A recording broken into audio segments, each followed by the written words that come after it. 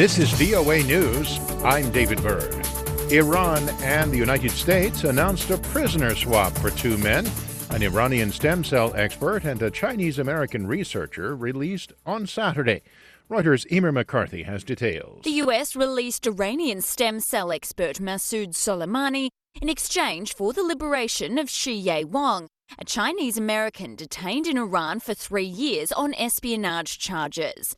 On Twitter, Iran's Foreign Minister Javad Zarif uploaded a picture of him and Soleimani aboard a plane, allegedly flying back to Iran. Soleimani was arrested at Chicago Airport in October 2018 for allegedly attempting to export biological materials to Iran, violating U.S. sanctions on the country over its nuclear program. Shi Wang, meanwhile, is a Princeton University graduate who is said to have been conducting dissertation research in Iran in 2016 when he was detained. That's Reuters' Emer McCarthy. President Donald Trump and top U.S. officials are reaffirming the United States' continued commitment to Saudi Arabia.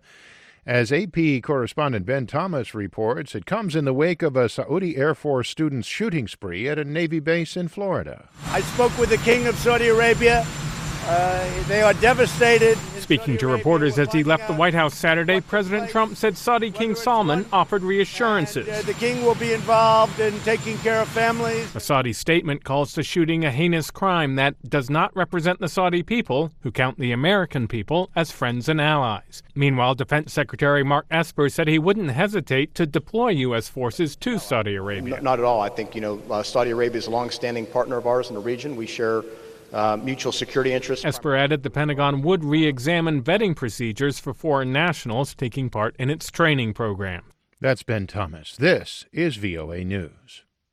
U.S. Democratic lawmakers met privately Saturday to work on the investigation into President Donald Trump, inching closer to an impeachment vote, possibly before the Christmas holiday recess. Democrats on the House Judiciary Committee are working through the weekend to review evidence against the Republican president. They plan to draft charges that could recommend for a full House vote as early as Thursday. The White House said Friday that it would not take part in the impeachment hearings. The United States and the Taliban restarted peace negotiations Saturday, 3 months after President Donald Trump abruptly stopped the year-long process aimed at finding a political settlement with the insurgent group and ending the Afghan war. A U.S.-based source told VOA that Chief U.S. negotiator Zalmay Khalilzad led his team at Saturday's meetings in Doha, where the insurgent negotiators are based. The Qatari government played host to the U.S.-Taliban dialogue before President Trump halted the talks September 7th in retaliation for an insurgent attack in the Afghan capital Kabul that killed an American soldier, among others. A Taliban spokesman tweeted that the two sides will continue the talks on Sunday.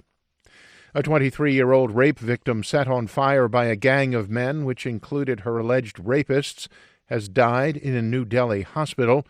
Reuters' Matthew LaRotonda reports. A 23-year-old woman in India who was set on fire by a gang of men after she accused two of raping her has died in hospital. According to local media and police reports, she was attacked on her way to court on Thursday after she accused two men of raping her at gunpoint a year ago. One of them was imprisoned but recently released on bail. The other was on the run. As she boarded a train to the courthouse, the two men appeared with 3 others and doused her in kerosene. She was also beaten and stabbed. It's said that she walked almost a kilometer trying to find help before she was forced to call the police herself. The hospital told Reuters she had burns on 95% of her body. That's Reuters' Matthew LaRotonda. A dozen frail survivors of the attack on Pearl Harbor returned Saturday to honor those who perished when Imperial Japanese Navy planes attacked the American fleet there 78 years ago. About 30 World War II veterans and about 2,000 members of the public joined the survivors, the youngest of whom are now in their late 90s. Attendees observed a moment of silence at 7:55 a.m., the same time that the assault began. For more, visit voanews.com. I'm David Byrd, VOA News.